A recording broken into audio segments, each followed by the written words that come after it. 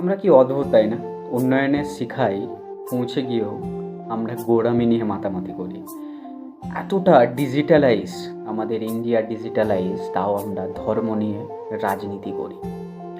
আমরা কখনো প্রশ্ন করি না আমাদের স্বাস্থ্য ব্যবস্থার জন্য, আমাদের পড়াশোনার জন্য, শিক্ষা ব্যবস্থার জন্য, আমাদের কমিউনিটি বিল্ড আপের জন্য, আমাদের মেড ইন ইন্ডিয়া বা মেক ইন ইন্ডিয়া বা আমাদের নিজের কোনো প্রোডাক্টের জন্য, বা আমাদের ইন্ডিয়া, আমাদের ভারতবর্ষ, হিন্দুস্তান, যে যাই বলি না কেন, কিভাবে শীর্ষে পৌঁছাবে। দেখুন, 4th লার্জেস্ট ইকোনমি বললেই কিন্তু সেখানে শেষ হয়ে যায় না। জিডিপির দিক দিয়ে আমরা কত নম্বরে, সেটাও কিন্তু দেখা দরকার। কারণ আমরা যদি কোনো একটা পার্টিকুলার রাজনৈতিক দলকে ভালোবেসে তার অনৈতিক কাজগুলোকেও মাথা নত করে মেনে নিই, তাহলে সেটা হচ্ছে মূর্খামি বা অন্ধভক্ততার পরিচয়। আর যদি আপনি বুদ্ধিমান হন, তো হয়তো ওই কাজটি করবেন না, সে আপনি যে দলকেই বা যে পার্টিকেই বা যে ধর্ম থেকে আপনি বিলং করেন না কেন।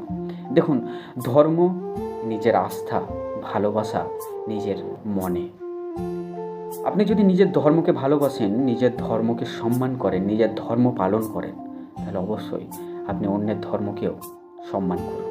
কারণ যখনই আপনি অন্যের ধর্মকে সম্মান করবেন, তখনই আপনি শ্রেষ্ঠ মানুষের পরিচয় দেবেন।